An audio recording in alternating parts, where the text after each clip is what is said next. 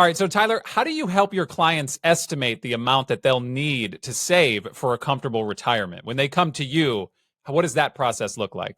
Yeah. So what we do is we look at what their goal is in retirement, so if X amount of dollars, and then we work backwards from that. So let's say, somebody comes in with, $200,000 and they've got 20 years until retirement. What we're going to do is we're going to break that down. Essentially, what I'm going to do is I'm going to take the experience that I have and develop, what type of risk they should be taking. And then I'm going to ask the client, how do you feel about risk? Right.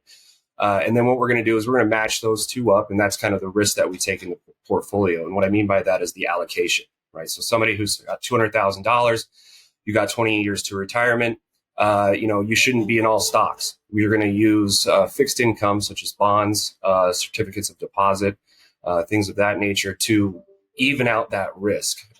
And so, somebody with $200,000 probably going to be somewhere in more of like a 60-40 type situation. Where you've got 60% stocks, 40% bonds. But then we actually take it a step further, right? So we use standard deviation ultimately to determine whether or not we should be adding or taking away from that portfolio and using that fixed income versus equities kind of leverage. So essentially for just general people that I talk to, I kind of just use my arm as an example, right? So you have a long-term growth trend line of the market, correct? So if it were in a clean world, it would look like a straight line, right?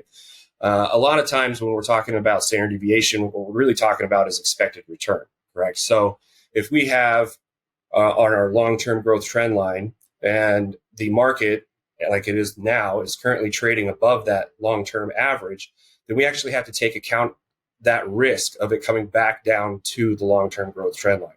As on the flip side as well, if it's below the long-term growth trend line, now we know that the risk is lower in the market.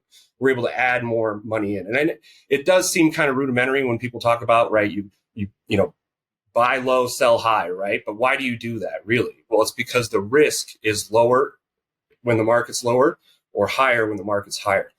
So when we're looking at somebody who's coming in and asking for advice, we're really working backwards from their goal. But then we're letting risk determine how much we're putting into the different positions in the portfolio. So we're not chasing returns.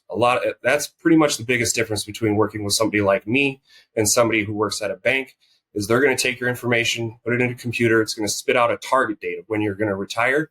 And that's the risk that they're going to allow you to take.